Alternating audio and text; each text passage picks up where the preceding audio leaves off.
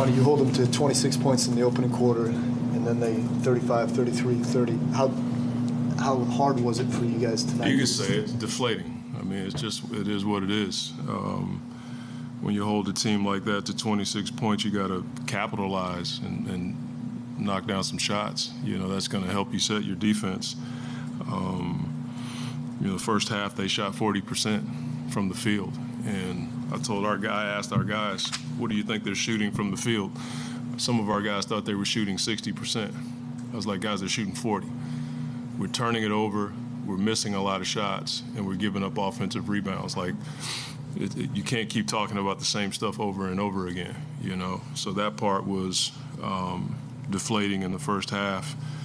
And again, you know, not being able to knock down a shot or not coming up with the ball once you do get a stop is something that has plagued us all year. What were they able to do to take Cade out of his game They so just effectively? denied him. And I didn't think we did a good job of being physical on offense and using pace to, you know, get guys off of us. You know, we got to be better at screening for a guy or moving without the ball so they can't just deny us. But again, when you're, you know, giving up extra possessions and allowing them to score, then you're going to play against that set defense. When we got the ball and got out in jailbreak, it looked pretty good for us.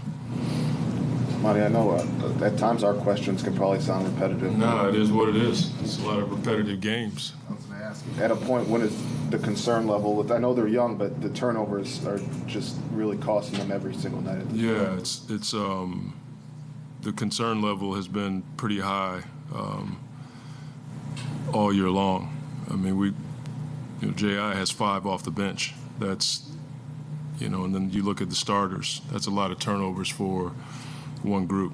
And teams are being physical with us, but it's not going to change because we don't like it. And it's just something that I have not figured out. A lot of chippiness tonight with just Stu and Embiid. Is that emotional part of the game kind of taking Stu out of the game? I think we got to get used to it and get past it. You know, there was some stuff that happened before the game, but that's different. The in-game stuff, you're going to have to deal with that kind of stuff when you're trying to get to where we're trying to get to.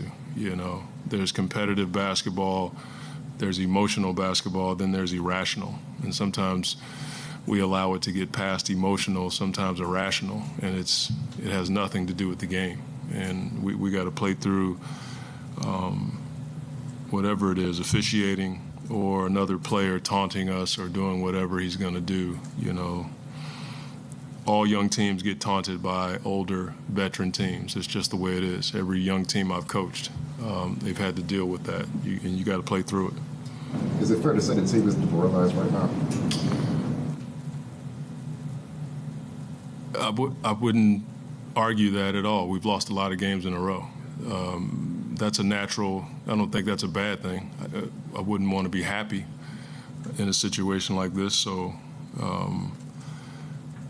you know, I shoot from the hip, so it's not a big deal to me to call it what it is. That doesn't mean it can't be. We can't recover. It's not like going off to war or getting a bad phone call about a disease. It's sports, and sports is a lot easier to bounce back from than real life, and so we can do that, and that's what we will do. When you come off a game like this or a stretch that you're in, and you do try to hang on to some of the positives, like James Wisman with his best game of the season, I think we could say, how important are identifying some of those things that you unlock? It's important. One, it shows when you work and you do the right things and you get a chance to play and you're productive, that you've earned minutes. And it's good to see him. You know, there are times where he looks like our best player on the floor on both ends, and I'm happy for him. Sass coming in and giving us a bit of a jolt. And it's good to see Bojan out there running around and doing what Bojan does. But, yeah, there's a lot of, when I look at the film, I see positives. It's just that the negatives, the teachable moments, are a lot more than the positives.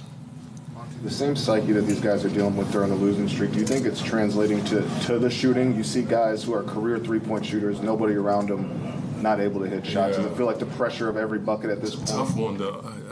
I've had that question asked before. It may be, I'm not sure. To me, it's like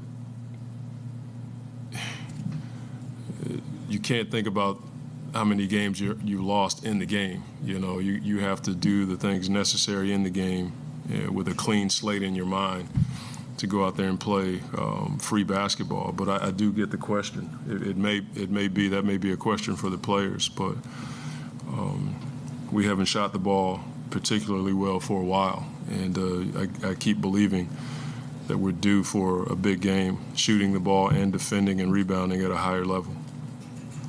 Thank you.